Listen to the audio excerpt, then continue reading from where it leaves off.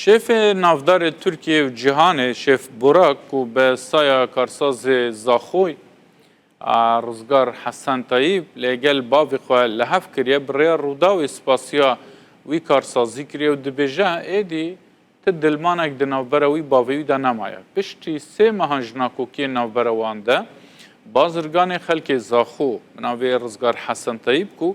وکا رزگار ساک جیته ناس کرن شیف نافدار ترکیه شیف براک و باوی لهوانینو اردوالیان بریار دک و داویل ناکوکیان خبینن لسروی که بازرگان خلک اداره سربخوی زاخو رزگار حسن طیب بو ناوبینکار دناوبرا شیف براک و باوی دا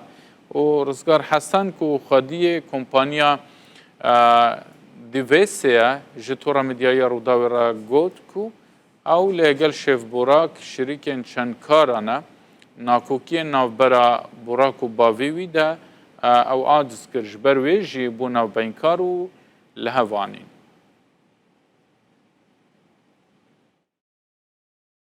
ابي امش وكو دايفيس هولدينج وعلاقاتك تجاري ما يتقل بي براندي هاي قال جزانا براكي هاي وعمل دبي بيك با شركاتية كينو مفاعليات تيج بلي دبي الدولة دي جمعيت هاي ام ما باش زاني كو ام تداخلي دبي موضوعي دا بمشكلة دا بكين ام چون اسطنبولي قال هردو آلياجي ما دان مستندن كيرن ما محاولة كير و اف مشاكل نوفوادا تجاري ام جار سر بكين والحمد لله باش بي ام قاشتينا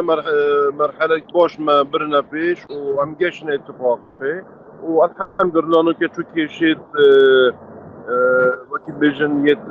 تجاري ومشاكل نوع بيناكور وباب نموه بدالخوشي بقى ام امتشن رابع جاينين خب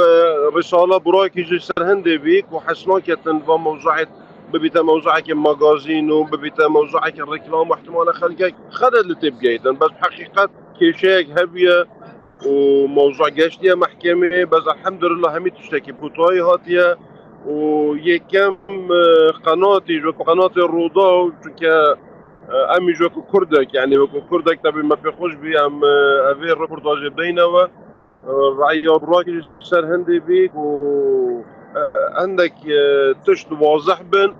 چونك قالك وكيل بيجن يعني قالك معلومات اتخلت يتفيدا بي نف سوشيال ميديا ونف قنوات دي الدولي بس ابانو كما بوا قلت بالضبط بشي هي براكي جي قالك سلام واحترامت